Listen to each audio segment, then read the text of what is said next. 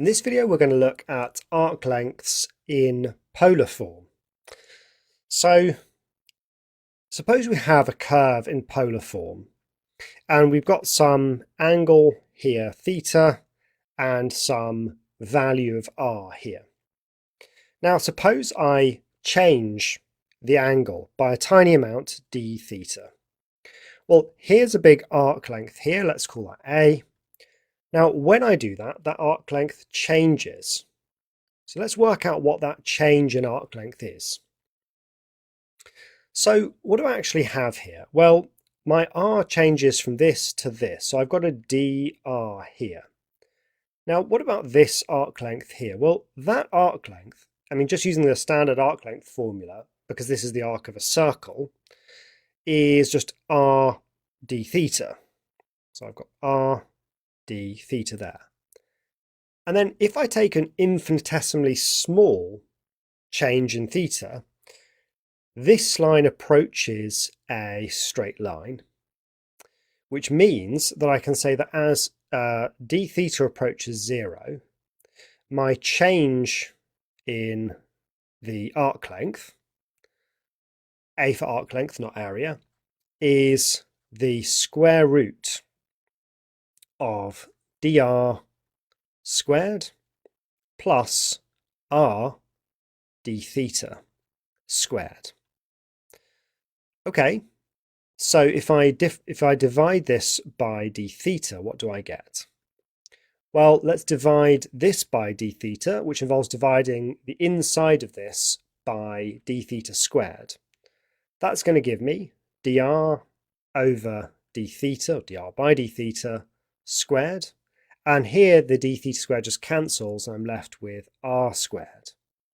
So that's what dA by d theta is, which means A, my arc length, is the integral of the square root of dr by d theta squared plus r squared, all with respect to theta. So this is my sort of semi-formal proof, not a university level proof, but a sort of robust, I think, justification that the arc length in polar form is given by that integral. So let's have a go at using that on the curve r equals sine theta. So let's find the length of the polar curve between theta equals 0 and theta equals pi by 2. So I need dr by d theta. So dr by d theta is, we'll differentiate that and I just get cos theta.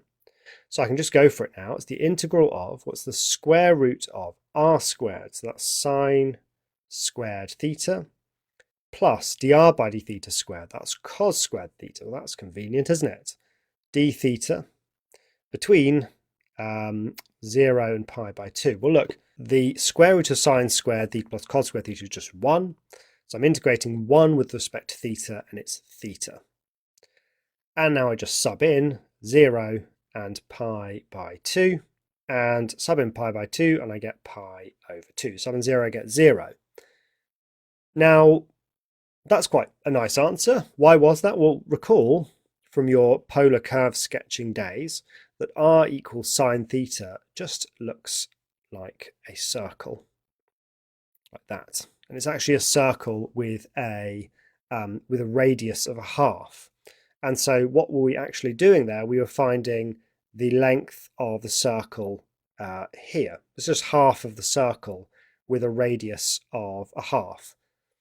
So it's half of the circumference. And now that would be half of 2 times pi times the radius, which is a half. And lo and behold, you get pi over 2. So that's why we got such a nice result there, because it was just a circle in the first place. Let's try a slightly harder one. So classic cardioid here. Let's do this one. So let's find dr by d theta. And that is minus sine theta. So much trickier this time, but do pause and try this for yourself. It's the square root of r squared, which is 1 plus 2 cos theta plus cos squared theta plus dr by d theta squared. So that's plus sine squared theta. Well, some of that clears up. I mean, we end up with 1 plus 1 plus 2 cos theta. So that's 2 plus 2 cos theta. So we're looking for the integral of the square root of 2. I'm going to pull out that 2, 1 plus cos theta. Now, this is a bit of a sticking point unless you know the following really nice trick. Cast your mind back to double angles and think about the double angle formula for cos 2a. One of the versions of cos 2a has a minus 1 in it, so 2 cos squared a minus 1. Now, we don't have cos 2 theta, but that's okay. Just replace theta with 2a, and what we end up with is cos of theta is equal to 2 cos squared theta over 2 minus 1.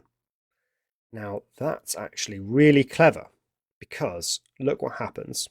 We have the square root of 2 times 1 plus cos theta. The 1 cancels the minus 1, and inside that bracket it's just 2 cos squared theta over 2. So in total we've got 4 cos squared theta over 2, which we can square root. It's just 2 cos theta over 2. It's surprising that this one actually integrates so nicely, or doesn't integrate, but it simplifies so nicely. Now we can integrate it because the integral of cos theta over 2 is 2 sine theta over 2. We already had a 2 there, so it's 4 sine theta over 2. And we're going to be evaluating that between theta equals 0 and theta equals pi over 2. Sub in pi over 2, well, sine of that becomes pi over 4 is root 2 over 2. Sub in 0, you get 0. So in total, our arc length is 2 root 2. And I think that's kind of cool that our lovely cardioid also has nice rooty lengths to its arcs as well. Okay, so that is how we find arc lengths of curves in polar form. I'll see you in the next video.